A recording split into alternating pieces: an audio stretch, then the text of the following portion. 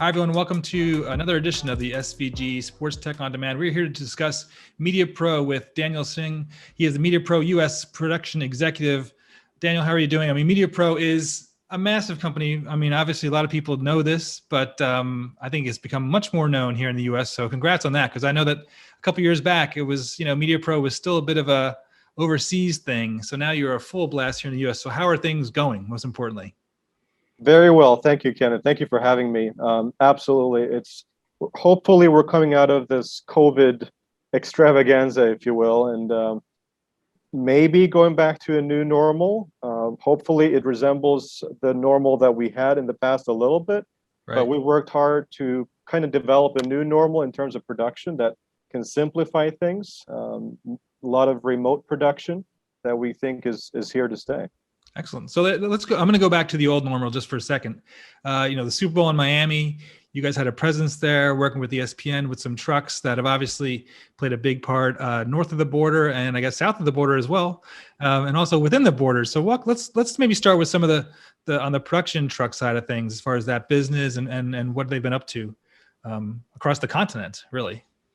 Yeah, we just now a new truck in North America. It's not a huge one. It's a 40-footer, 15 positions, called Eclipse. So that'll be serving the North American position or North American market.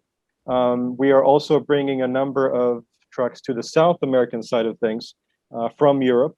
And on the European side, building new ones, 4 more big ones in Europe. So the fleet overall is expanding. It's getting there on the North American side, but overall is just growing. Great, it's great. And what's really cool about it is obviously you have a chance to tap into a lot of the technologies that Mediapro family of companies. There's a bunch of them on display at NAB in October, but maybe a little bit. I don't know what's kind of going on. I know you have a lot of them to talk about, so I don't want to get you in trouble if you leave somebody out. But what are some of the highlights as far as some of the new technology developments with respect to graphics and automated production and cable cams and sky cams and all kinds of cams? Absolutely. Well, since we're talking about NAB specifically, we will be featuring something new at NAB. I'm sure you're familiar with Omnicam for Sky, which is our aerial camera solution. A couple of things there. Some people may think that we only support one camera brand, but that's really not the case. But we will have native support for at least 2, Panasonic and Sony. Okay. And by natively, I mean plug and play. We worked on the connectors just to make it even easier for our folks to use. There will also people will also notice that there will be shotgun support in the for Sky solution. We've used that since MLS is back in Orlando last summer. We did the CONCACAF Champions League finals in December using that, and we'll also do that with the CONCACAF Nations League in Denver in the beginning of June. But the really big one for NAB, we're announcing a new version for Sky, which is primarily for indoor use. It'll be cheaper. It's called for Sky Lite. The winches are smaller. The camera is smaller physically, so more appropriate for indoor environment. And so the new camera that will be used, or the new system, is native IP, native 4K, and of course physically smaller. And so that makes the whole system smaller. And so it's perfect for basketball and other solutions or other sports that may require a smaller footprint.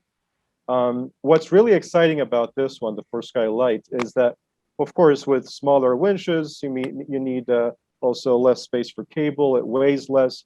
But what's interesting is that if you look at the other solutions that are out there, similar aerial camera systems, you have to have something on the floor, and then you have to have something up in the ceiling, and then it goes to the camera.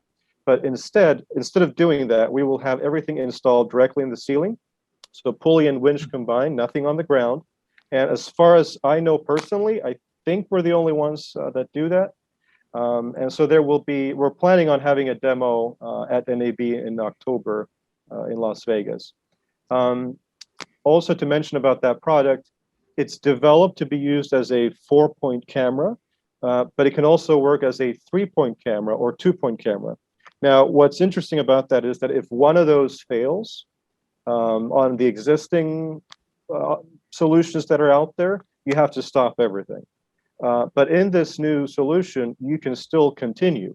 So if for whatever reason, if you're doing a 4-point system and something fails, now you're down to 3 points, but with ForSky Lite, you can just continue as if nothing happened, of course, now with 3 points. But it doesn't interrupt the broadcast and using the system.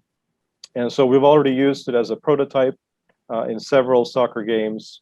So we've seen that it works perfectly. Right. So very well. You also mentioned our automated TV solution. So if I can just touch on that real quick. Sure. As many know, the automatic TV can be used as purely automatic in certain sports: soccer, basketball, volleyball, handball. And then there's the simple quasi version where it's somewhat automatic, somewhat manual. And then there's the more complex where one can do more things, so that's more manual. Now, something that we've noticed during COVID that makes things so much easier is that if you do manual operations for some of these other sports that we don't have automated systems for or automated algorithms for yet, like, for example, lacrosse, baseball, which we're working on implementing, but not yet. The overall thinking by many is that you can't really operate something remotely because, sure, the controls, there's no latency in that, but if the operator who's located somewhere else geographically wants to operate it from there, it doesn't really work that well because now you're waiting for the video feed to write to the operator, and by the time he adjusts something, now the moment is gone. Right. And so that solution is something that we've used so many times with automatic TV perfectly with no latency. So for example, on lacrosse games last year for ESPN at the University of Hartford, the system was locally at the game, meaning the server, the cameras, and so forth, but the operator was using a joystick to manage the cameras in Miami. So that's something that we've really perfected. But something that's really new and something that's really exciting is that there are 2 versions of automatic TV. Some have the central rig only with the main cameras, but then we also have the side cameras. We allow up to 4 side cameras. Right. But in the past, those cameras, the central rig and the side cameras, were different types of cameras. But now they are the same, and meaning you can't tell the difference in terms of quality or just the color colors. And, exactly, yeah. Cool. So those are some really nice developments. And one final thing about automatic TV. Currently, we don't have a replay feature, but it is something that we're planning for, and we're hoping to have that by the end of this year. So an automated replay feature. Right, great. I know that automatic TV stuff played a big role north of the border for the Canadian basketball, right? You guys play a big role in soccer. Mm-hmm.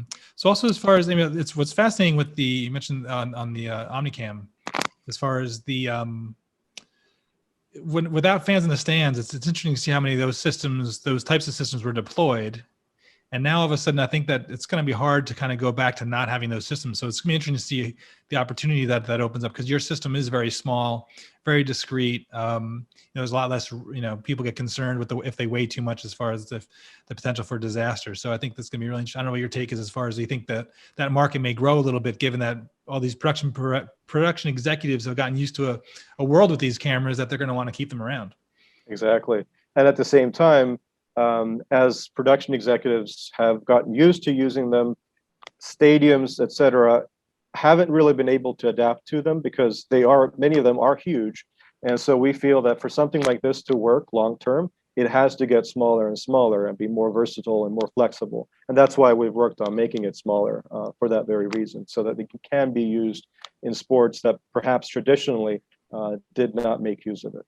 Right. Now, what else was your take on the whole? I know for the Canadian soccer last year, you guys did some really cool things with virtual stands. So what's going on in that whole virtual advertising, which is another thing people are seeing, that a lot of leagues are under pressure to kind of make up for lost revenue. So all of a sudden, virtual advertising, where they used to be a little on, all of a sudden they're like, we have to do this. So what's your sense of that side of the market? Well, we've made some interesting developments there on our software side of things. Obviously, this is something that we think is important, Who knows what will be needed in a post-COVID world? Hopefully, we won't need a virtual audience as much as we do right now. Right. That would be truly a bummer. Virtual advertisements, that I'm sure will still be around. But something that we've worked on when it comes to WT Vision, which is our graphics company within the group, is that we have pure image-based tracking, meaning that there's no extra hardware required on the camera as some of our fellow companies outside the group, our competitors, do require. So the system is able to detect the lines by itself. And of course, there may be occasions where the operator may have to make some tweaking, but that means that you don't need any extra hardware on the camera.